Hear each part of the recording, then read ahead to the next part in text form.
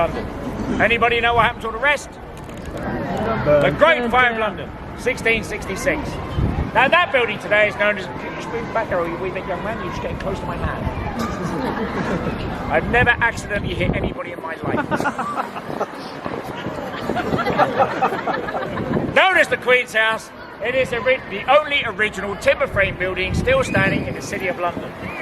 The Great Fire of London, of course, destroyed the rest, 1666. Today known as the Queen's House, home to the Constable of the Tower of London and his family, a retired army general appointed by Her Majesty the Queen to look after this wonderful site. However, in the past, many important prisoners have been held there. Where's those people from Pennsylvania? You may have heard of one of our prisoners held there for his offensive writings, a man called William Penn. He was only released from that building on one condition: they leave the country. So he crossed the Atlantic to one of our smaller colonies, America. And once there, of course, founded a Quaker colony of Pennsylvania.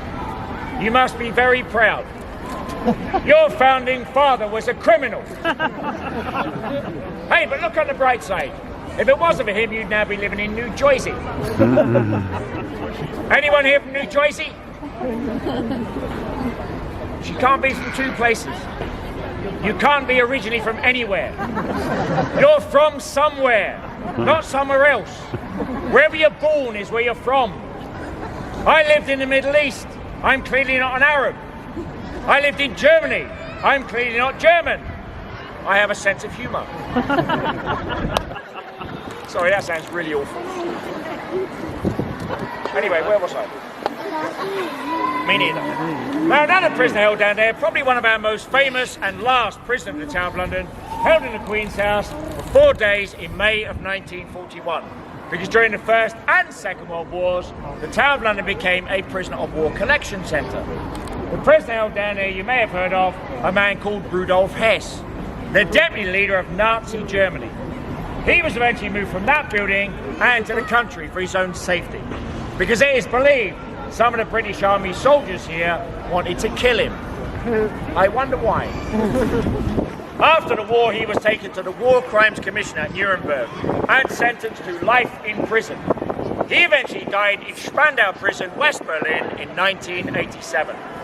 Some people claim that man died an unrepentant Nazi, and I would have to agree, having spoken to that man on many occasions. When I was stationed over in Berlin as part of the British Army and had to guard him. And before you ask, it was not in 1946. Now, directly behind me, the tall thin building. That is the home of the Tower Doctor. Should I or any of my colleagues fall ill, we have permission to go and knock on his door. He will, of course, do his utmost to make us better. However, should he fail, immediately next door to him is the Tower Chaplain. And his office. Surely the man with the best job in the world. He works 1 day a week, and look at the commute. I'm kidding, he works really, really hard, particularly this time of the year. Now behind you, this beautiful building with a large clock at the top and centre. That is in fact the newest building in this complex. Erected in 1845 to house up to 1,000 soldiers. But today, ladies, the Waterloo Barracks is the home of the crown jewels and royal regalia. There it is, the House of Bling. It is entered through the doors below that large clock. Now, ladies, when this tour is over, go inside that building. Walk into the Treasury, and you'll see a row of glass cases. In those cases, you'll see every colour, shape and size of precious stone you've ever heard of in your life. But in the first display case is something rather special. There is a gold sceptre. It's about the size of an umbrella. Look at the top end of it. And there you will find the first Star of Africa, or Cullinan I, the largest pure-cut diamond in the world. That stone weighs in at a staggering 530.2 carats. It is huge. Look at it, ladies. Love it. Desire it. Then look down. at the third finger of your left hand. At that small, insignificant chipping.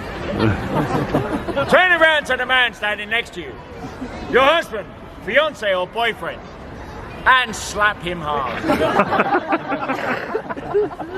Don't worry guys, you'll get some payback soon. Now just behind me here is our village green, or tower green, marked here by this group of vile, loud, noisy children.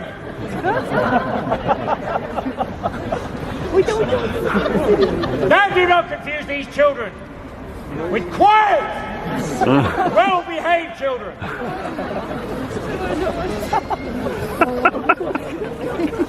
Come up the grass, you.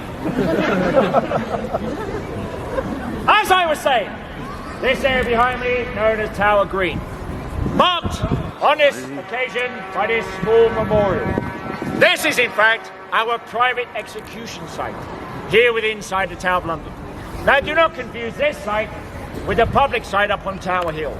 There were in fact only ever 6 people executed here, because to be executed inside the Tower of London, you had to be a very, very good friend of the King, or a soon-to-be ex-wife.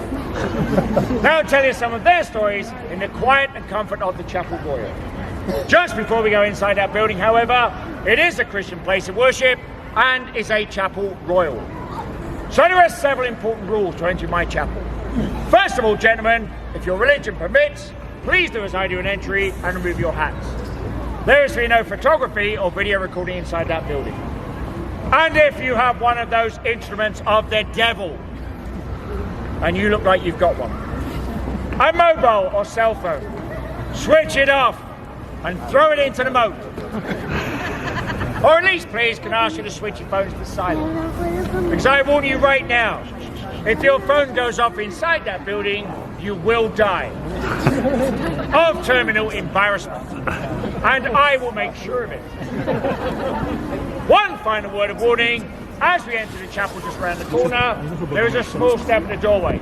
It's about 2 inches high, and it has a tendency of tripping people up. And even though I am now telling you there is a step at the doorway, I know from experience 6 of you are going to fall over. But do not fear, ladies, I will be just inside that doorway. Should you trip and fall, I will catch you in these strong arms and hold on to you for a length of time you're going to find very uncomfortable. But at my age, I really don't care. Gentlemen, when you hit the floor, it really hurts. Down to Dan, he'll let us in the chapel. Come on in, let's go.